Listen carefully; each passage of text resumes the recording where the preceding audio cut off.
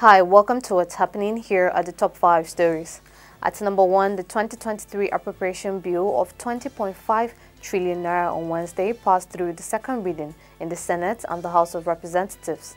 The upper chamber referred the bill to its Committee on Appropriation and Further Legislative Action and expressed dissatisfaction over the rise in recurrent expenditure, which is up from over 6 trillion naira this year to over 8 trillion budgeted for next year. It adjourned its sitting for the next 4 weeks to allow its various committees to work on the 2023 budget estimates, as well as a budget defense by various ministries, departments, and agencies. The Senate will reconvene plenary on November 15th, except if there is an emergency. At number 2, the Federal Executive Council on Wednesday approved MTN's takeover of the construction of the Enugu-Onitsha Expressway at over 202.8 billion naira under the Road Infrastructure Tax Credit Scheme.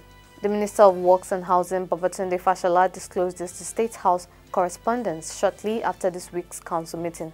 According to Fashola, the approval followed Executive Order 7 signed by the President in January 2019. FEC also stated that it has begun engagement with the Ethiopian government over the controversial subject of a recent visa ban on Nigeria in order to seek a reversal of the new policy.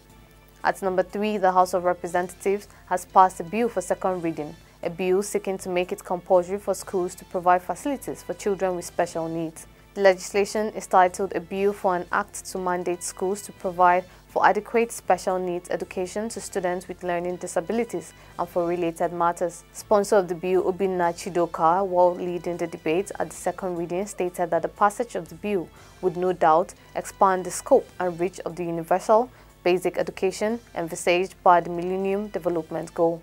At number 4, Minister of Power Abubakar Aliyu in Abuja yesterday said the federal government will not sell the Transmission Company of Nigeria. Being the main channel through which electricity is wheeled to the nation, TCN has been known for recurring grid collapse.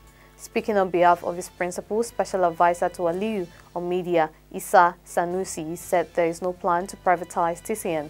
He said TCN is central to the government's efforts to rejuvenate the power sector, adding that the government is rather working with key stakeholders to evaluate, assess, and upgrade TCN to make it more efficient and transparent. At number 5, the Lagos State Traffic Management Authority on Wednesday said plans had been concluded to enforce traffic laws on some recalcitrant Lagos State Metropolitan Area Transport Authority bus drivers across the state.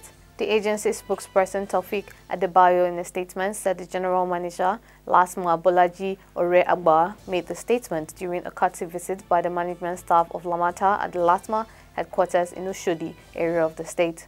It was noted that the enforcement of traffic laws on reckless BRT bus operators became imperative following a series of complaints from members of the public on the recalcitrant attitude of some of the drivers. That's all for now. See you next time on What's Happening.